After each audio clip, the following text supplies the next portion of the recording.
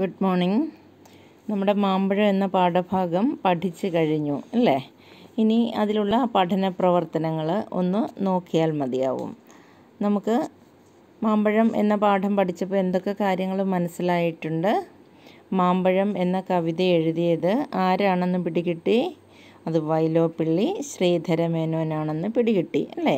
ഈ വൈലോപ്പിള്ളി ശ്രീധരമേനോന് ഒരു തൂലികാനാമം ഉണ്ട്. അദ്ദേഹത്തെ എങ്ങനെയാണ് അറിയപ്പെടുന്നത്? പഠിപ്പിച്ചപ്പോൾ പറഞ്ഞല്ലേ, ഓർക്കുന്നുണ്ടോ? ശ്രീ എന്ന തൂലികാനാമത്തിലാണ് അറിയപ്പെടുന്നത് കേട്ടോ. പിന്നെ അദ്ദേഹത്തിൻ്റെ മാമ്പഴം എന്ന കവിത വളരെ ഹൃദയഹാരിയായ ഒരു കവിതയായിരുന്നു അല്ലേ? സ്വാനുഭവത്തിൽ നിന്നും എഴുതിയ ഒരു കവിതയായതുകൊണ്ട്, സ്വന്തം അനുഭവത്തിൽ നിന്നും എഴുതിയ ഒരു കവിതയായതുകൊണ്ട് കാലം എത്ര കഴിഞ്ഞിട്ടും ഇന്നും മനുഷ്യൻ്റെ മനസ്സിൽ നിന്നും ആ കവിത മായുന്നില്ല. അങ്ങനെ മായാതെ നിൽക്കുന്നു ഈ കവിത എന്ന് പറഞ്ഞാൽ വൈലോപ്പിള്ളിയുടെ മാമ്പഴം എന്ന കവിത അത്രയ്ക്കും ശ്രേഷ്ഠമാണ് എന്നാണ് അതിൻ്റെ ചുരുക്കം കേട്ടോ. കവിത ശ്രേഷ്ഠമല്ലെങ്കിൽ അത് വായിച്ചു പഠിച്ചു മറന്ന് പോയേനെ. ഈ കവിതയെ സംബന്ധിച്ചിടത്തോളം അങ്ങനെ സംഭവിച്ചില്ല.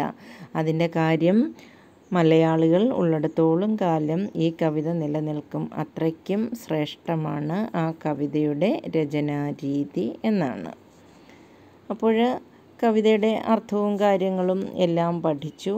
ഇപ്പോൾ കാര്യങ്ങളൊക്കെ നിങ്ങൾക്ക് ഹൃദിസ്ഥമാണ്, നിങ്ങൾ വേണേൽ ഇങ്ങോട്ട് പറഞ്ഞു തരും എന്നൊക്കെ എനിക്കറിയാം. അപ്പോൾ പിന്നെ നമുക്ക് പിന്നെ എന്നാ നോക്കിയാൽ മതി? ഇതിൻ്റെ പഠന പ്രവർത്തനങ്ങളൊന്ന് നോക്കിയാൽ മതി. ഈ പഠന പ്രവർത്തനങ്ങൾ പലതും ഞാൻ നിങ്ങളുടെ നോട്ട്ബുക്കിൽ നോട്ടായിട്ട് തന്നത് തന്നെയാണ്. ഇപ്പോൾ പുസ്തകം എടുത്തിട്ട് അതിൻ്റെ പഠന പ്രവർത്തനങ്ങൾ എന്നുള്ള ഭാഗം എടുത്താൽ സമാനാർത്ഥമുള്ള പദങ്ങൾ കവിതയിൽ നിന്ന് കണ്ടെത്തുക എന്നൊരു ഭാഗം നിങ്ങൾ പുസ്തകത്തിൽ കണ്ടു കാണും. ഞാനത് ഈ സ്ലൈഡിലാക്കിയിട്ടില്ല, അത് പുസ്തകത്തിൽ തന്നെ ഉണ്ട്, നോക്കിക്കേ. അതിൽ മുഖം എന്നതിന് പകരം നമ്മൾ കവിതയിൽ നിന്ന് പഠിച്ച പദം ഏതാണ്? പൈതലിൻ ഭാവം മാറി വദനാംബുജം വാടി എന്ന് പഠിച്ചിട്ടില്ലേ? അപ്പം മുഖം എന്നുള്ളതിന് പകരം പഠിച്ച പദം വദനം. ടെക്സ്റ്റ് നിങ്ങളുടെ കയ്യിലുണ്ടല്ലോ, നിങ്ങൾ പെൻസിൽ കൊണ്ടോ മറ്റോ എഴുതി വെച്ചോളൂ. മുഖം എന്നതിന് പകരം പഠിച്ച പദം വദനം. കിട്ടിയല്ലോ? ഇനി അടുത്തത് മാവ് എന്നതിന് പകരം പഠിച്ച പദം ഏതാണ്?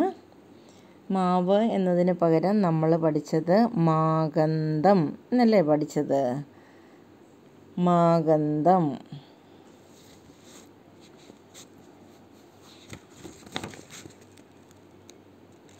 ബാലമാഗന്ധം പൂവിട്ട് ഉണ്ണികൾ വിരിയവേ നമ്മൾ പഠിച്ചു. അവിടെ മാവ് എന്നുള്ളതിന് പകരം പദം ഏതാണ്? മാഗന്ധം. മനസ്സിലായോ? എഴുതിയല്ലോ. ഇനി കള്ളം എന്നതിന് പകരം നമ്മൾ പഠിച്ച പദം ഏതാ? കൈതവം കാണാ കണ്ണുനീർ തടാകമായി എന്നല്ലേ പറഞ്ഞത്? അപ്പോൾ അതിൽ കള്ളം എന്നുള്ള വാക്ക് ഏതാണ്? കൈതവം. പെൻസിൽ കൊണ്ട് കള്ളം എന്നുള്ളതിന് നേരെ അങ്ങ് എഴുതി വെച്ചേരെ, കൈതവം. അതേപോലെ കുട്ടികൾ എന്നതിന് പകരം ഏത് പദമാണ് പഠിച്ചത്? കിടാങ്ങൾ അല്ലേ? കുട്ടികൾ എന്നതിന് പകരം പഠിച്ച പദം കിടാങ്ങൾ. പിന്നെ മനോഹരമായ എന്നതിന് പകരം പഠിച്ച പദം ഏതാന്ന് പറയാമോ? മനോഹരമായ എന്നതിന് പകരം പഠിച്ച പദം മാൺപെഴും. മനോഹരമായ എന്നതിന് പകരം പഠിച്ച പദം ഏതാണ്? മാൺപെഴും. എഴുതിയോ? അപ്പോൾ നമ്മൾ പഠിച്ച പാഠം ശരിക്കും പഠിച്ചോ എന്നറിയാനുള്ള ഒരു പരീക്ഷണമാണ് അത്രയും ഭാഗം കേട്ടോ. കുറേ പദങ്ങൾ തന്നിരിക്കുന്നു. ആ പദങ്ങൾക്ക് പകരമുള്ള പദങ്ങളാണ് നമ്മൾ പാഠഭാഗത്തിൽ നിന്ന് പഠിച്ചിരിക്കുന്നത്. അതേതാണെന്ന് ഓർത്തെടുക്കാൻ നിങ്ങൾക്ക് പറ്റിയെങ്കിൽ നിങ്ങൾ ആ പാഠം പഠിച്ചു എന്നർത്ഥം. നമുക്കൊന്നുകൂടി അത് പറഞ്ഞു നോക്കാം. തന്നിരിക്കുന്ന പദമേ ഞാൻ പറയുന്നുള്ളൂ. മുഖം എന്ന് പറയുമ്പോൾ അതിന് പകരം പഠിച്ച പദം നിങ്ങൾ പറയേ, വദനം അല്ലേ? അതേപോലെ മാവിന് പകരം പഠിച്ച പദം മാഗന്ധം. കള്ളം എന്നുള്ളതിന് പകരം പഠിച്ച പദം കൈതവം.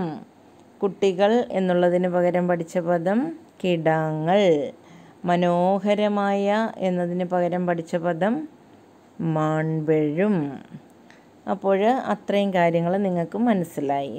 ഇനി അതിൻ്റെ താഴെ പര്യായം എഴുതുക എന്ന് പറഞ്ഞ് തന്നിട്ടുണ്ട്. ഈ പര്യായങ്ങളെല്ലാം ഞാൻ നിങ്ങളുടെ നോട്ട്ബുക്കിൽ തന്നിട്ടുണ്ട്. ഇത്രയുമല്ല, ഇതിൽ കൂടുതലും തന്നിട്ടുണ്ട്. അപ്പോൾ പിന്നെ ഈ പദങ്ങളെല്ലാം ബുക്കിൽ തന്നതുകൊണ്ട് വീണ്ടും ഞാനിവിടെ എഴുതിയിട്ടില്ലെന്നേ ഉള്ളൂ. അപ്പം നമുക്കതുകൊണ്ട് പറയാൻ വിഷമമില്ലല്ലോ. കണ്ണ് എന്നുള്ളതിൻ്റെ പര്യായം എന്തൊക്കെയാണ്? ഞാൻ തന്നിരിക്കുന്നത് നേത്രം എന്നും നയനം എന്നുമാണ്. ഇത് തന്നെ എഴുതണമെന്ന് നിർബന്ധമൊന്നുമില്ല കേട്ടോ. നിങ്ങൾ പഠിച്ച പദങ്ങൾ എഴുതിക്കോ. അക്ഷിയുണ്ട്, നേത്രമുണ്ട്, നയനം ഉണ്ട്. അതിലേതെങ്കിലും 2 എണ്ണം എഴുതിയാൽ മതിയേ. പിന്നെ കുയിൽ. കുയിൽ എന്നതിന് പകരം പദം ഏതാ പഠിച്ചത്? പികം എന്നും പഠിച്ചു, കോകിലം എന്നും പഠിച്ചു. നിങ്ങളുടെ നോട്ട്ബുക്കിൽ അത് ഉണ്ട്. അതുകൊണ്ട് നിങ്ങൾ നോട്ട്ബുക്കിൽ നോക്കി അവിടേക്ക് എഴുതി വെച്ചാൽ മതി കേട്ടോ. തെറ്റണ്ട, അതുകൊണ്ടാണ്. പിന്നെ തടാകം. തടാകം എന്ന പദത്തിന് പര്യായമായിട്ട് നമ്മൾ എന്തൊക്കെയാണ് പഠിച്ചത്? തടാകത്തിന് സരസ് എന്നും പൊയ്ക എന്നും 2 പദങ്ങളാണ് പഠിച്ചത്. അതും നോട്ട്ബുക്കിലുണ്ട്. അപ്പോൾ നിങ്ങൾ പഠിച്ചു കഴിഞ്ഞവരല്ലേ, നോട്ട്ബുക്കിൽ നോക്കി പഠന പ്രവർത്തനങ്ങൾ മാക്സിമം ചെയ്യുന്ന സ്വഭാവം നിങ്ങൾ സ്വായത്തമാക്കി എടുക്കണം കേട്ടോ. പഠിപ്പിച്ചു കഴിഞ്ഞാൽ ആ നോട്ടും കൂടി വെച്ചിട്ട് പഠന പ്രവർത്തനങ്ങൾ നിങ്ങൾക്ക് ചെയ്യാവുന്ന അത്രയും തനിയെ ചെയ്തു നോക്കണം. ഇതിപ്പോൾ അതുവരെയുള്ളത് സംശയമൊന്നുമില്ലല്ലോ. പിന്നെ അടുത്തത് വിഗ്രഹിക്കുക എന്നാണ്. വിഗ്രഹിക്കുക എന്ന് പറഞ്ഞിട്ട് പുസ്തകം ഉണ്ടല്ലോ കയ്യിലല്ലേ. പൂങ്കുല എന്നാണ് പറഞ്ഞിരിക്കുന്നത്. പൂങ്കുല എന്ന് പറഞ്ഞാൽ അതെങ്ങനെ വിഗ്രഹിക്കും? അർത്ഥം മനസ്സിലാകുമാറ് വിഘടിപ്പിച്ച് വേർതിരിച്ച് പറഞ്ഞാൽ മതി. പൂവിൻ്റെ കുല. പിന്നെ മാങ്കനി എന്ന് പറഞ്ഞാലോ മാവിൻ്റെ കനി. അങ്കണത്തൈമാവ് എന്ന് പറഞ്ഞാൽ അങ്കണത്തിൽ നിൽക്കുന്ന തൈമാവ്. മീനച്ചൂട് എന്ന് പറഞ്ഞാൽ മീനമാസത്തിലെ ചൂട്. ഇത് ഞാൻ അത്രയും സ്പീഡിൽ പറഞ്ഞത് എന്താണെന്ന് വെച്ചാൽ നിങ്ങൾ നോട്ട്ബുക്കിൽ എഴുതി വെച്ചിട്ടുണ്ട്. അത് പഠിച്ചിട്ടും കാണും അല്ലേ? നിങ്ങൾ പഠിച്ചിട്ടുണ്ടാവും. പിന്നെ പുസ്തകത്തിലേക്ക് എഴുതിയില്ല എന്നുണ്ടെങ്കിൽ നോട്ട്ബുക്കിൽ നോക്കിയൊന്ന് എഴുതിക്കൊള്ളൂ. ഒരു പ്രാവശ്യം എഴുതുമ്പോൾ അത്രയും കൂടി അക്ഷരം വ്യക്തമാകൂലേ? അതുകൊണ്ട് എഴുതാൻ ശ്രമിക്കുക. പഠിച്ചു കഴിഞ്ഞാൽ പഠന പ്രവർത്തനങ്ങൾ ഇതേപോലെ തനിയെ ചെയ്യാൻ ശ്രമിക്കണം, തന്ന നോട്ട് വെച്ച് കേട്ടോ. പിന്നെ നാനാർത്ഥമാണ് പറഞ്ഞിരിക്കുന്നത്. നാനാർത്ഥം എന്ന് പറഞ്ഞാൽ ഒരു വാക്കിന് ഒന്നിൽ അധികം അർത്ഥം. അപ്പോൾ ഇവിടെ വാടി. വാടി എന്ന് പറഞ്ഞാൽ നമ്മൾ പറയണ്ട അയ്യോ കുട്ടിയുടെ മുഖമൊക്കെ വാടി കേട്ടോ. നമ്മുടെ കൊച്ചു പൈതലിൻ്റെ മുഖവും വാടിയതായിട്ട് നമ്മൾ പഠിച്ചായിരുന്നു. അപ്പോൾ വാടി എന്ന് പറഞ്ഞാൽ ക്ഷീണിക്കുക, വാടുക, തളരുക എന്നൊക്കെ ഒരർത്ഥമുണ്ട്. പിന്നെ വാടി എന്ന വാക്കിന് പൂന്തോട്ടം എന്നൊരർത്ഥവും കൂടിയുണ്ട്. അപ്പം വാടി എന്നതിൻ്റെ നാനാർത്ഥം എന്തൊക്കെയാണ്? പൂന്തോട്ടം എന്നും വാടുക, അല്ലെങ്കിൽ ക്ഷീണിക്കുക, അല്ലെങ്കിൽ തളരുക എന്ന് ഏതെങ്കിലും ഒരു പദവും കൂടി കൊടുക്കുക. ഒരു പദം പൂന്തോട്ടം, മറ്റൊന്ന് ക്ഷീണിക്കുക അല്ലെങ്കിൽ വാടുക. മനസ്സിലായല്ലോ? ചെടിയൊക്കെ വാടി നിൽക്കുന്ന, വെള്ളമൊക്കെ ഒഴിച്ചില്ലെങ്കിൽ ചെടിയൊക്കെ വാടി നിൽക്കത്തില്ലേ? അതുതന്നെ. ഇനി ദർശനം. ദർശനം എന്ന് പറഞ്ഞാൽ അത് നോട്ട്ബുക്കിലുള്ളതാണേ. ദർശിക്കുക എന്ന് പറഞ്ഞാൽ കാണുക, കാഴ്ച എന്നർത്ഥമുണ്ട്. മറ്റൊരർത്ഥമുള്ളത് തത്വചിന്ത എന്നാണ്. ഞാൻ നോട്ട്ബുക്കിൽ തന്നിരിക്കുന്നത് ഏതൊക്കെയാണ്? തത്വചിന്തയും തന്നിട്ടുണ്ട്, കാഴ്ചയും തന്നിട്ടുണ്ടല്ലോ. അപ്പോൾ നിങ്ങൾക്ക് ടെക്സ്റ്റിലേക്ക് അത് നോക്കി എഴുതാൻ ഒരു പ്രയാസവുമില്ല. എഴുതണം. എഴുതുന്നത് വഴി പഠിക്കുകയും ചെയ്യണം. കാരണം ഇപ്പോൾ ഫസ്റ്റ് മിഡ് ടേം വരുന്നുണ്ട്. അതിൽ 1, 2, 3 പാഠങ്ങളും പരീക്ഷയ്ക്ക് വരും. അപ്പോൾ നമുക്ക് ഇനി ഒരുപാടൊന്നും പറയാൻ സമയം കാണത്തില്ലല്ലോ എക്സാമിന് മുമ്പ്. അപ്പോൾ ഈ പറയുന്നതും കൂടി ആകുമ്പോൾ നിങ്ങൾ നന്നായിട്ട് പഠിച്ചുകൊള്ളണം. പിന്നെ ബാക്കിയുള്ളതൊക്കെ നോട്ട്ബുക്കിൽ നോക്കി വായിച്ച് പഠിക്കണം. ഇനി അർത്ഥ വ്യത്യാസം. ഇതൊക്കെ നോട്ടിൽ തന്നിട്ടുള്ളത് കൊണ്ടാണ് വേറെ പ്രത്യേകം സ്ലൈഡൊന്നും ഇടാഞ്ഞത് കേട്ടോ. അംബുജം. അംബുജം എന്ന് പറഞ്ഞാൽ, അമ്പു എന്ന് പറഞ്ഞാൽ വെള്ളം എന്നാണ് അർത്ഥം കേട്ടോ. അംബുജം എന്ന് പറഞ്ഞാൽ വെള്ളത്തിൽ നിന്നും ജനിക്കുന്നത്. ആ അർത്ഥത്തിൽ ആണ് അംബുജത്തിന് താമര എന്നർത്ഥം വന്നിരിക്കുന്നത് കേട്ടോ. അംബു എന്ന് പറഞ്ഞാൽ വെള്ളം, അംബുജം എന്ന് പറഞ്ഞാൽ വെള്ളത്തിൽ നിന്നും ജനിക്കുന്നത് താമര. എന്നാൽ വെള്ളത്തിൽ നിന്ന് ജനിക്കുന്നത് താമര മാത്രമല്ലല്ലോ, പലതും ഇല്ലേന്ന് ചോദിച്ചാൽ എല്ലാത്തിനും അംബുജം എന്ന് പറയാമോ എന്ന് ചോദിച്ചാൽ പറയാൻ പറ്റില്ല. അതങ്ങനെ ചില വാക്കുകൾക്ക് ചില അർത്ഥങ്ങൾ രൂഢിയായി പോയി എന്ന് പറയും. അപ്പോൾ അതെന്താണെന്നൊന്നും നിങ്ങൾ അറിയണ്ട. ചില വാക്കുകൾക്ക് ചില അർത്ഥങ്ങൾ ഫിക്സ് ചെയ്തിട്ടുണ്ട്, ഉറപ്പിച്ചിട്ടുണ്ട് കേട്ടോ.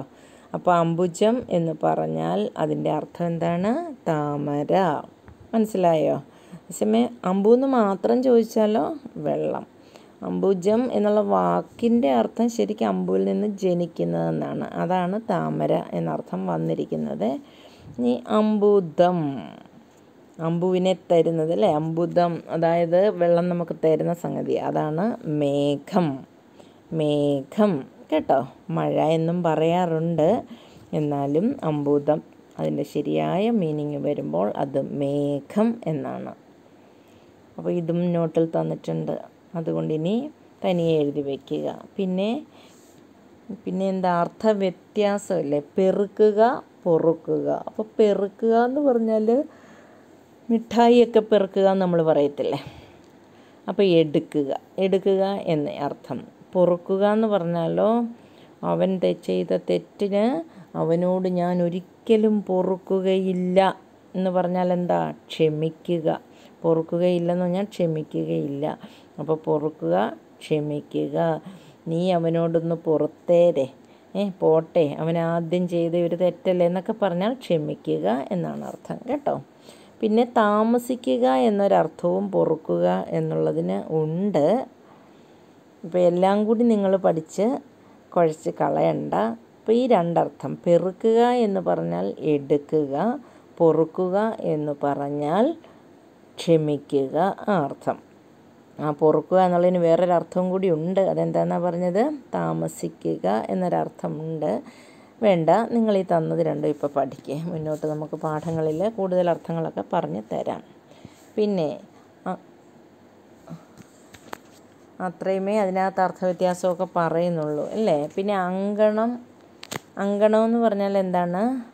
മുറ്റം. കങ്കണം എന്ന് പറഞ്ഞാൽ വള. അത് നിങ്ങൾക്ക് അറിയാമല്ലോ, അത് നോട്ടിൽ തന്നിട്ടുള്ളതാണ് കേട്ടോ. അർത്ഥവ്യത്യാസം ചോദിക്കാൻ സാധിക്കുന്നതാണ്. അപ്പോൾ ഇത്രയും കാര്യങ്ങളാണ് പഠന പ്രവർത്തനങ്ങളുടെ ആദ്യത്തെ പേജുമായിട്ട് ബന്ധപ്പെട്ട് ഉള്ളത്. പിന്നത്തേതെന്ന് പറഞ്ഞാൽ ചോദ്യോത്തരമാണ്. ചോദ്യോത്തരം എല്ലാം തന്നെ തന്നിട്ടും ഉണ്ട്. പിന്നെ അതേ പാഠത്തിലെ പഠന പ്രവർത്തനങ്ങളിൽ റൈറ്റ് സൈഡിൽ ഒരു ആസ്വാദനക്കുറിപ്പ് എഴുതുക എന്ന് പറഞ്ഞൊരു ക്വസ്റ്റ്യൻ കിടപ്പുണ്ട്. നമ്മൾ സാധാരണ ക്വസ്റ്റ്യൻ ആൻസർ എഴുതുമ്പോൾ അതിൻ്റെ കൂടെയാണ് ഇങ്ങനെയുള്ള ക്വസ്റ്റ്യൻ ആൻസറൊക്കെ തരുന്നത്. അപ്പോൾ അതിനകത്ത് എന്താ പറഞ്ഞിരിക്കുന്നത് നോക്കിക്കേ. വാക്കുകൾ കൂട്ടിച്ചൊല്ലാൻ വയ്യാത്ത കിടാങ്ങളെ ദീർഘദർശനം ചെയ്യും ദൈവജ്ഞരല്ലോ നിങ്ങൾ. അതിൻ്റെ ആസ്വാദനക്കുറിപ്പ് എഴുതാനാണ് പറഞ്ഞിരിക്കുന്നത്. നിങ്ങൾക്ക് ഇതേ ക്വസ്റ്റ്യൻ്റെ ആൻസർ വരുന്ന ഒരു ചോദ്യം വന്നിട്ടുണ്ട് ഓൾറെഡി. നിങ്ങളുടെ നോട്ട്ബുക്കിലെ 3ാമത്തെ ക്വസ്റ്റ്യൻ കണ്ടോ? ആരെയാണ് ദൈവജ്ഞരായി കൽപ്പിച്ചിരിക്കുന്നതെന്നൊരു ക്വസ്റ്റ്യൻ തന്നിട്ടുണ്ട്. ആ 3ാമത്തെ ആൻസറാണ് ഇതിൻ്റെയും ആൻസറായിട്ട് എഴുതേണ്ടത്. അതുകൊണ്ട് വേറെ ഇനി എഴുതണ്ട കേട്ടല്ലോ. അപ്പോൾ പുസ്തകത്തിൽ വാക്കുകൾ കൂട്ടിച്ചൊല്ലാൻ വയ്യാത്ത കിടാങ്ങളെ ദീർഘദർശനം ചെയ്യും ദൈവജ്ഞരല്ലോ നിങ്ങൾ എന്നുള്ള ചോദ്യം ഉണ്ടല്ലോ, ആ ചോദ്യത്തിൻ്റെ അരികിലേക്ക് നിങ്ങൾ എഴുതി വെക്കണം 3ാമത്തെ ക്വസ്റ്റ്യൻ ആൻസർ മതി കേട്ടോ. 3ാമത്തെ ക്വസ്റ്റ്യൻ ആൻസർ പഠിച്ചിട്ട് അതെഴുതിയാൽ മതി. ഈ ചോദ്യം ചോദിച്ചാൽ ഇനിയും വേറെ എഴുതണ്ട. എഴുതിയാലും വലിയ വ്യത്യാസമൊന്നുമില്ല, ഇതേ കാര്യങ്ങൾ തന്നെ അതിലും വരത്തുള്ളൂ കേട്ടല്ലോ. അപ്പോൾ ആസ്വാദനക്കുറിപ്പെന്ന് പറഞ്ഞ് ഇനി എഴുതി സമയവും കളയണ്ട, കഷ്ടപ്പെടുകയും വേണ്ട. ആസ്വാദനക്കുറിപ്പ് ചോദിച്ചാൽ നിങ്ങൾ എന്തെഴുതും? നിങ്ങളുടെ ഇതേ പാഠത്തിലെ 3ാമത്തെ ക്വസ്റ്റ്യൻ ഏതാണ്? ആരെയാണ് ദൈവജ്ഞരായി കവി കൽപ്പിച്ചിരിക്കുന്നത് എന്നാണ് മൂന്നാമത്തെ ചോദ്യം. അതിൻ്റെ ഉത്തരം തന്നെയാണ് ഈ ആസ്വാദനക്കുറിപ്പ് ആയിട്ട് എഴുതേണ്ടത്. മനസ്സിലായല്ലോ? ഇനി അത് എഴുതുകയൊന്നും വേണ്ട, അതിൻ്റെ അരികിലേക്ക് എഴുതി വെച്ചാൽ മതി മൂന്നാമത്തെ ചോദ്യോത്തരം എന്ന്. അതാണ് ഇതിൻ്റെ ആൻസർ. പിടികിട്ടിയല്ലോ? ഈ അടുത്തതിലേക്ക് പോവുകയാണേ. പിന്നെ നിങ്ങളുടെ പഠന പ്രവർത്തനങ്ങളിൽ വരികൾ കണ്ടെത്തുക എന്ന് പറഞ്ഞിട്ടൊരു ഭാഗം ജീവചരിത്രക്കുറിപ്പ് തയ്യാറാക്കുക എന്നുള്ളതിൻ്റെ തൊട്ട് മുകളിൽ കിടപ്പുണ്ട്. കണ്ടോ? അമ്മ ദുഃഖിതയായി തീർന്നിരിക്കുന്നു എന്ന് സൂചിപ്പിക്കുന്ന വരികൾ ഏതാണെന്ന്. അമ്മ ദുഃഖിതയായി തീർന്നിരിക്കുന്നു എന്ന് സൂചിപ്പിക്കുന്ന വരികൾ നിങ്ങൾക്കെല്ലാവർക്കും അറിഞ്ഞുകൂടെ? ഏതാണ് ആ വരികൾ? അങ്കണത്തൈമാവിൽ നിന്നാദ്യത്തെ പഴം വീഴുകെ അമ്മതൻ നേത്രത്തിൽ നിന്നുതിർന്നു ചുടുകണ്ണീർ. ആ 4 വരികൾ വായിക്കുമ്പോഴേ നമുക്കറിയാം ഇവിടെ ഈ കവിതയിലെ അമ്മ ദുഃഖിതയാണെന്ന്. അപ്പോൾ വരികൾ കണ്ടെത്താൻ പറഞ്ഞാൽ അമ്മ ദുഃഖിതയായി തീർന്നിരിക്കുന്നു എന്ന് സൂചിപ്പിക്കുന്ന വരികൾ ഏതാണെന്ന് ചോദിച്ചാൽ ഈ കിടക്കുന്ന 4 വരികൾ കേട്ടോ. അങ്കണത്തൈമാവിൽ നിന്ന് ആദ്യത്തെ പഴം വീഴുകെ അമ്മതൻ നേത്രത്തിൽ നിന്നുതിർന്നു ചുടുകണ്ണീർ. അത് കാണാതെ പഠിക്കാനൊന്നും ആർക്കും ഒരു പാടുമില്ലല്ലോ, പഠിച്ചു കഴിഞ്ഞത് തന്നെയല്ലേ. അപ്പോൾ അതൊന്ന് ഓർമ്മിക്കാൻ വേണ്ടിയാണ് തന്നിരിക്കുന്നത് കേട്ടോ. പിന്നെ രണ്ടാമത്തേത് മണിക്കുട്ടനുണ്ടായ ദുഃഖം. മണിക്കുട്ടൻ എന്ന് പറഞ്ഞാൽ നമ്മുടെ അമ്മതൻ മണിക്കുട്ടനെ. ആ കുട്ടനുണ്ടായ ദുഃഖം ചിത്രീകരിക്കുന്ന വരികൾ. അവൻ്റെ മുഖത്ത് ഒരുപാട് സങ്കടം ഉണ്ടായി എന്ന് പറയുന്നു. ആ സങ്കടം ഉണ്ടായത് നമുക്കെങ്ങനെയാണ് മനസ്സിലായത്? ആ വരികൾ ഏതാ?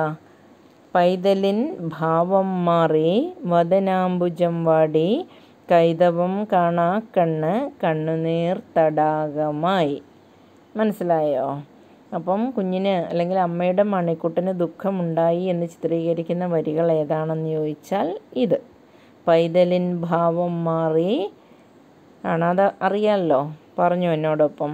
പൈതലിൻ ഭാവം മാറി വദനാംബുജം വാടി കൈതവം കാണാ കണ്ണ് കണ്ണുനീർ തടാകമായി. മനസ്സിലായോ? അത്രയും മനസ്സിലായെങ്കിൽ ഇതൊക്കെ ഒന്ന് വായിച്ചാൽ പോരെ. ഇതിനുവേണ്ടി ഇനി ഒരുപാട് സമയമൊന്നും എടുത്ത് കാണാതെ പഠിക്കാനൊന്നുമില്ല കേട്ടോ. പഠിപ്പിച്ചപ്പോൾ തന്നെ പഠിച്ച കാര്യങ്ങൾ ഒന്നുകൂടി ഒന്ന് ഓർമ്മിപ്പിച്ച് പോകുന്നു എന്നേ ഉള്ളൂ. മനസ്സിലായെങ്കിൽ നമുക്ക് അടുത്തത് നോക്കാം. അടുത്തത് ജീവചരിത്രക്കുറിപ്പ് തയ്യാറാക്കുക എന്നാണ്. ആരുടെ ജീവചരിത്രക്കുറിപ്പാണ് തയ്യാറാക്കേണ്ടത്? ആ വട്ടത്തിനകത്ത് കിടക്കുന്നില്ലേ, വൈലോപ്പിള്ളിയുടെ. വൈലോപ്പിള്ളി ശ്രീധരമേനോൻ്റെ ജീവചരിത്രക്കുറിപ്പാണ് തയ്യാറാക്കേണ്ടത്. അപ്പോഴതിനകത്ത് സൂചനകളൊക്കെ അതിൽ തന്നെ തരുന്നുണ്ട് എന്തൊക്കെ വേണമെന്ന്. അതായത് അദ്ദേഹത്തിൻ്റെ കൃതികളെക്കുറിച്ച് എഴുതണം, പുരസ്കാരം എഴുതണം, കവി എന്ന നിലയിലുള്ള പ്രശസ്തി എഴുതണം, ജനനം എന്നാണെന്ന് എഴുതണം, കുടുംബം എഴുതണം, വിദ്യാഭ്യാസം എഴുതണം, തൊഴിലെഴുതണം. ഇത്രയും പോയിന്റുകളാണ് ചോദിച്ചിരിക്കുന്നത്. 3, 3, 6, 1, 7 പോയിന്റ്. ഈ 7 പോയിന്റ് എന്ന് പറഞ്ഞാൽ വ്യക്തമായിട്ട് എഴുതിയാൽ ഒരുപാടുണ്ടാകും. അപ്പം നിങ്ങൾ അത്രയ്ക്ക് വിശദമൊന്നും ആക്കണ്ട. നിങ്ങൾക്ക് ഞാൻ വളരെ ചുരുക്കി ഒരു ജീവചരിത്രക്കുറിപ്പ് തരാം. അതിൽ തന്നെ സെൻറ്റൻസ് കൂടി പോയിട്ടുണ്ട് എന്നുണ്ടെങ്കിൽ നിങ്ങൾക്ക് വിഷമമുള്ളത് എടുത്ത് മാറ്റിയിട്ട് 4, 5 സെൻറ്റൻസ് കാണാതെ പഠിച്ചാൽ മതി കേട്ടോ. അല്ലാതെ എല്ലാം നമുക്ക് എഴുതാൻ പറ്റില്ല. നമുക്ക് നോക്കാം ആ കുറിപ്പ് എന്താന്ന്. വൈലോപ്പിള്ളി ശ്രീധരമേനോൻ ജീവചരിത്രക്കുറിപ്പെന്ന് കിടക്കുന്ന കണ്ടോ? പക്ഷേ അതിന് മുകളിൽ ഒരു വേർഡ് കിടക്കുന്നില്ലേ, ഇഹലോകം എന്നുള്ളതിൻ്റെ ഓപ്പോസിറ്റ് പരലോകം. അത് ഞാൻ നോട്ട്ബുക്കിൽ തന്നില്ലായിരുന്നേ, അതൊന്ന് എഴുതിയെടുത്തോണം കേട്ടോ. ഇഹലോകം എന്നുള്ളതിൻ്റെ ഓപ്പോസിറ്റ് പരലോകം, അത് എഴുതിയെടുത്തോളണം. ഇനി അതിപ്പോൾ പുസ്തകത്തിലുള്ളതൊന്നുമല്ല, ഞാനങ്ങ് തന്നേ ഉള്ളൂ, നിങ്ങളങ്ങ് എഴുതി വെച്ച് പഠിച്ചുകൊള്ളണം. ഇനി നമുക്ക് വൈലോപ്പിള്ളി ശ്രീധരമേനോനെ കുറിച്ച് നോക്കാം. ജീവചരിത്രക്കുറിപ്പ് ഞാൻ എഴുതിയിരിക്കുന്നത് വളരെ ചുരുക്കിയാണേ.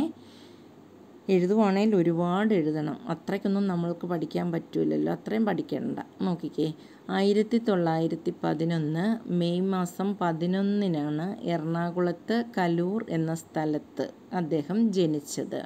അപ്പോൾ അത്യാവശ്യം കാര്യം നമുക്ക് പിടികിട്ടി. എന്താണ്? 1911 ജനിച്ചു, എറണാകുളത്തെ കലൂർ എന്ന സ്ഥലത്താണ് ജനിച്ചത്. നമുക്ക് അത്യാവശ്യം അറിഞ്ഞിരിക്കേണ്ട ഒരു കാര്യം കിട്ടി. പിന്നെ അദ്ദേഹത്തിൻ്റെ കവിതകൾ, ആ കവിതയുടെ മഹത്വം മനസ്സിലാക്കിയിട്ട് കാച്ചി കുറുക്കിയ കവിത, എല്ലുറപ്പുള്ള കവിത. അതൊക്കെ സിംഗിൾ ഇൻവെർട്ടഡ് കോമയിലായിട്ടിരിക്കുന്നത് കേട്ടോ. അദ്ദേഹത്തിൻ്റെ കവിതകളെ എങ്ങനെ അറിയപ്പെടുന്നു? കാച്ചി കുറുക്കിയ കവിത. അപ്പോൾ കുറച്ചുകൂടെ വലിയ ക്ലാസ്സിൽ ചെല്ലുമ്പോഴാണ് ചിലപ്പോൾ ചോദിക്കും കാച്ചി കുറുക്കിയ കവിത എന്നറിയപ്പെടുന്നത് ആരുടെ കവിതയാണ് എന്ന്. അപ്പം നമുക്ക് മനസ്സിലായി ആരുടെ കവിതയാ? വൈലോപ്പിള്ളിയുടെ. ഇത് തന്നെയാണ് എല്ലുറപ്പുള്ള കവിത എന്നും അറിയപ്പെടുന്നുണ്ട്. അപ്പോൾ വൈലോപ്പിള്ളിയുടെ കവിതകളെ പൊതുവെ എങ്ങനെയൊക്കെ അറിയപ്പെടുന്നു? കാച്ചി കുറുക്കിയ കവിത, എല്ലുറപ്പുള്ള കവിത എന്നിങ്ങനെയാണ് അറിയപ്പെടുന്നത്. അപ്പോൾ അത് വിഷമമില്ലല്ലോ പഠിക്കാൻ. പിന്നെ ഒരു സെൻറ്റൻസ് ഇതാ, കാൽപ്പനികതയുടെ സ്വപ്നലോകത്ത് നിന്ന് യാഥാർത്ഥ്യത്തിൻ്റെ പരുക്കൻ മണ്ണിലേക്ക് കവിതയെ നടത്തിച്ച കവിയാണ് വൈലോപ്പിള്ളി. അതായത് കാൽപ്പനികത എന്ന് പറയുന്നത് സാഹിത്യത്തിലെ കാൽപ്പനിക പ്രസ്ഥാനം എന്നൊരു പ്രസ്ഥാനം തന്നെയുണ്ട്. അവിടെ കൂടുതലും അതിൻ്റെ ഭാഗമായി സ്വപ്നലോക സഞ്ചാരം, സ്വപ്നത്തിന് പ്രാധാന്യം കൊടുക്കുന്ന കുറച്ച് പ്രത്യേകതകളുള്ള ഒരു പ്രത്യേക വിഭാഗമാണ്. അങ്ങനെയുള്ള ആ കവിതയെ വെറുതെ സ്വപ്നലോകത്ത് വിഹരിക്കാതെ യഥാർത്ഥ ജീവിതവുമായി ബന്ധപ്പെടുത്തി യഥാർത്ഥ ജീവിതം കവിതയ്ക്ക് വിഷയമാക്കിയ കവിയാണ് വൈലോപ്പിള്ളി. നിങ്ങൾക്കത് പഠിക്കാൻ പ്രയാസമാണെന്നുണ്ടെങ്കിൽ ആ സെൻറ്റൻസ് അങ്ങ് വിട്ടേക്കുക. പക്ഷേ എനിക്ക് തരാതിരിക്കാൻ പറ്റില്ലല്ലോ, അതുകൊണ്ടാണ് തന്നത് കേട്ടോ. നിങ്ങൾക്ക് പ്രയാസമാണെങ്കിൽ ആ ഒരു വരി അങ്ങ് വിട്ടിട്ട് ബാക്കി പഠിച്ചാൽ മതി കേട്ടോ. ഇത് കുറച്ചുകൂടെ വലിയതാകുമ്പം പഠിക്കാം. കാൽപ്പനികതയുടെ സ്വപ്നലോകത്ത് നിന്ന്, വിഷമമില്ലെങ്കിൽ പഠിച്ചോളൂ, യാഥാർത്ഥ്യത്തിൻ്റെ പരുക്കൻ മണ്ണിലേക്ക് കവിതയെ നടത്തിച്ച കവിയാണ് വൈലോപ്പിള്ളി.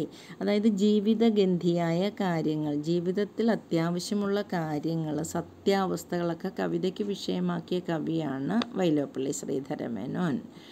വൈലോപ്പിള്ളിയുടെ മുഴുവൻ പേര് വൈലോപ്പിള്ളി ശ്രീധരമേനോൻ എന്നാണ്. ഇനി ശ്രീ എന്ന തൂലികാനാമത്തിൽ അദ്ദേഹം അറിയപ്പെടുന്നു. ചുരുക്കിയാണ് ശ്രീ എന്ന തൂലികാനാമത്തിൽ അറിയപ്പെടുന്നു. നമ്മൾ ആദ്യമേ പറഞ്ഞതല്ലേ വൈലോപ്പിള്ളി ഏത് തൂലികാനാമത്തിൽ അറിയപ്പെടുന്നത്? ശ്രീ എന്ന തൂലികാനാമത്തിൽ അറിയപ്പെടുന്നു. പിന്നെ അദ്ദേഹത്തിൻ്റെ കൃതികൾ ഏതൊക്കെയാണെന്ന്: കന്നിക്കൊയ്ത്ത്, മകരക്കൊയ്ത്ത്, ശ്രീരേഖ, കുടിയൊഴിക്കൽ. ഇനിയുമുണ്ട് കൃതികൾ, എല്ലാം ഒന്നും നമുക്ക് പറയണ്ട, 2 3 എണ്ണമെങ്കിലും ഓർത്താൽ മതി കേട്ടോ. കന്നിക്കൊയ്ത്ത്, മകരക്കൊയ്ത്ത്, ശ്രീരേഖ, കുടിയൊഴിക്കൽ എന്നിവയാണ് പ്രധാന കൃതികൾ. പിന്നെ അവാർഡുകളെക്കുറിച്ചൊക്കെ ചോദിച്ചിട്ടുണ്ട്, പുരസ്കാരങ്ങളെക്കുറിച്ച്. പുരസ്കാരം ഒരുപാടുണ്ട്. കേരള സാഹിത്യ അക്കാദമി അവാർഡുണ്ട്, കേന്ദ്ര സാഹിത്യ അക്കാദമി അവാർഡുണ്ട്, ഓടക്കുഴൽ അവാർഡുണ്ട്, അങ്ങനെ നിരവധിയായ അവാർഡുകളുണ്ട്. ഇപ്പോൾ എല്ലാം ഒന്നും ഞാൻ എഴുതിയിട്ടില്ല, ഞാൻ ചുരുക്കി ഇത്രയാണ് എഴുതിയിരിക്കുന്നത്. കേരള സാഹിത്യ അക്കാദമി അവാർഡുകൾ ലഭിച്ചിട്ടുണ്ട്. അപ്പോൾ ഏറ്റവും പ്രധാനപ്പെട്ട കാര്യങ്ങളാണ് ഈ പറഞ്ഞിരിക്കുന്നത്. ഇനി കുടുംബത്തെക്കുറിച്ചും ഒക്കെ ചോദിച്ചാൽ അച്ഛൻ്റെയും അമ്മയുടെയും പേരും ഒക്കെ എഴുതി വരുമ്പോൾ ഒരുപാട് ദീർഘം കൂടും നോട്ടിന്, അതുകൊണ്ട് അതൊന്നും ഞാൻ എഴുതിയിട്ടില്ല. പിന്നെ അദ്ദേഹം മരിച്ചത് 1972 അതും എഴുതിയിട്ടില്ല. പ്രധാനപ്പെട്ട ഇത്രയും കാര്യങ്ങളെ ഞാൻ എഴുതിയിട്ടുള്ളൂ. ഇത്രയും കാര്യങ്ങൾ പഠിച്ചാൽ മതി. ഇതിൽ തന്നെ നിങ്ങൾക്ക് പ്രയാസമെന്ന് തോന്നിയാൽ ആ ഒരു സെൻറ്റൻസ്, കാൽപ്പനികതയുടെ സ്വപ്നലോകത്ത് നിന്ന് യാഥാർത്ഥ്യത്തിൻ്റെ പരുക്കൻ മണ്ണിലേക്ക് കവിതയെ നടത്തിച്ച കവിയാണ് വൈലോപ്പിള്ളി. പറ്റുമെങ്കിൽ പഠിച്ചിട്ട് അതുകൂടി എഴുതുക, അല്ലെങ്കിൽ അത് പഠിക്കണ്ട, ബാക്കിയൊക്കെ പഠിക്കുക. എന്തൊക്കെ പഠിക്കണം? 1911 അദ്ദേഹം ജനിച്ചത് എറണാകുളത്തെ കലൂരിലാണ്. പിന്നെ അദ്ദേഹത്തിൻ്റെ കവിതയെ എല്ലുറപ്പുള്ള കവിതയെന്നും പിന്നെ കാച്ചിക്കുറുക്കിയ കവിതയെന്നും ഒക്കെ അറിയപ്പെടുന്നുണ്ട്. പിന്നെ ശ്രീ എന്ന തൂലികാനാമത്തിലാണ് അദ്ദേഹം അറിയപ്പെടുന്നത്. പ്രധാന കൃതികൾ കന്നിക്കൊയ്ത്ത്, മകരക്കൊയ്ത്ത്, ശ്രീരേഖ, കുടിയൊഴിക്കൽ എന്നിവയാണ്. പിന്നെ നിരവധി അവാർഡുകൾ അദ്ദേഹത്തിന് കിട്ടിയിട്ടുണ്ട്. കേരള സാഹിത്യ അക്കാദമി അവാർഡ്, ഓടക്കുഴൽ അവാർഡും ഒക്കെ കിട്ടിയിട്ടുണ്ട്. നിങ്ങൾ ഈ പറഞ്ഞത് മാത്രം പഠിച്ചിട്ട് എഴുതുക. ഇത്രയുമൊക്കെ ആയിക്കഴിഞ്ഞാൽ ആ പാഠത്തിലെ പഠന പ്രവർത്തനങ്ങൾ എല്ലാം തന്നെ ആകും കേട്ടോ. ഞാനീ പറഞ്ഞ കാര്യങ്ങളൊക്കെ തന്നെ നന്നായിട്ട് പഠിച്ചാൽ മതി. പിന്നെ ഇതിൽ പറയുന്നത് മാങ്കനി വീഴുന്നേരം ഓടിച്ചെന്നെടുക്കേണ്ടവൻ എന്ന വരിയിൽ മാങ്കനിക്ക് പകരം മാമ്പഴം എന്ന പദം ചേർത്ത് നോക്കൂ. അതായത് മാമ്പഴം വീഴും നേരം ഓടിച്ചെന്നെടുക്കേണ്ടവൻ, വലിയ വ്യത്യാസമൊന്നും വരുന്നില്ല. ഇതുപോലെ മുറ്റത്തെ, തായ, ആൺകുയിൽ എന്നീ പദങ്ങൾ അനുയോജ്യമായി അങ്കണത്തൈമാവിൽ നിന്നുള്ളതിന് പകരം മുറ്റത്തെ തൈമാവിൽ നിന്നും, അമ്മ തന്നേത്രത്തിൽ നിന്നുള്ളതിന് പകരം തായ തന്നേത്രത്തിൽ നിന്ന്. അതുപോലെ പൂങ്കുയിൽ എന്നുള്ള സ്ഥാനത്ത് ആൺകുയിൽ എന്നൊക്കെ ചേർത്ത് ആ കവിതയെ ഒന്ന് മാറ്റി എഴുതിയാൽ വ്യത്യാസം വല്ലതും ഉണ്ടോ, താളത്തിന് വ്യത്യാസം ഉണ്ടോ എന്നൊക്കെ ഒന്ന് എഴുതി നോക്കുക. അത് സ്വയം വെറുതെ ചെയ്ത് നോക്കുക. നിങ്ങളുടെ കവിത്വ സിദ്ധിയും വർദ്ധിച്ചുകൊണ്ടിരിക്കും. നിങ്ങളും പതുക്കെ പതുക്കെ കൊച്ചു കൊച്ചു കവികൾ ആയി മാറിക്കൊണ്ടിരിക്കും. അതൊന്നും ഇപ്പോൾ എഴുതി പഠിക്കേണ്ട കാര്യങ്ങളൊന്നും ഇല്ലാത്തത് കൊണ്ട് ഞാനത് തരുന്നില്ല. അപ്പോൾ ഇത്രയും കാര്യങ്ങൾ നന്നായി പഠിക്കുക. നമുക്ക് പരീക്ഷയ്ക്ക് മുമ്പ്, അതായത് പീരിയോഡിക് ടെസ്റ്റിന് മുമ്പ് ഒരു ടെസ്റ്റ് പേപ്പറിൻ്റെ സമയമേ ഉള്ളൂ എന്നുണ്ടെങ്കിൽ അനർഘ നിമിഷം അടുത്ത ടെസ്റ്റ് പേപ്പറാണ്. പിന്നെ വീണ്ടും മാമ്പഴത്തിന് ടെസ്റ്റ് പേപ്പറായിട്ട് ഇടാൻ സമയം ഉണ്ടോ എന്ന് സംശയമുണ്ട്. ഇല്ല എങ്കിലും നിങ്ങൾ നന്നായിട്ട് ഇതങ്ങ് പഠിച്ചു കൊള്ളണം. ഇപ്പോൾ എല്ലാ കാര്യവും മനസ്സിലായിട്ടുണ്ടല്ലോ, സംശയങ്ങളൊന്നുമില്ല എന്ന് ഞാൻ വിചാരിക്കുന്നു. അതുകൊണ്ട് നന്നായി പഠിക്കുക, പരീക്ഷ എഴുതുക. അടുത്ത ദിവസത്തെ ടെസ്റ്റ് പേപ്പർ നിങ്ങൾക്ക് എന്നാണ്? മൺഡേ ആണോ? മൺഡേ ആണെങ്കിൽ നമ്മുടെ ടെസ്റ്റ് പേപ്പർ എന്നായാലും കുഴപ്പമില്ല, നിങ്ങൾക്ക് ടൈം ടേബിളുണ്ട്. അതിൽ 2ാമത്തെ പാഠമാണ് ടെസ്റ്റ് പേപ്പറിനുള്ളത്. നന്നായി പഠിച്ചിട്ട് എഴുതിക്കൊള്ളണം കേട്ടോ. എന്നിട്ട് ഫസ്റ്റ് പീരിയോഡിക് ടെസ്റ്റിന് 20 മാർക്കല്ലേ ഉള്ളൂ. 3 പാഠവും നന്നായി പഠിച്ച് മുഴുവൻ മാർക്ക് വാങ്ങാൻ എല്ലാവരും പരിശ്രമിക്കണം കേട്ടോ. എന്നാൽ ശരി.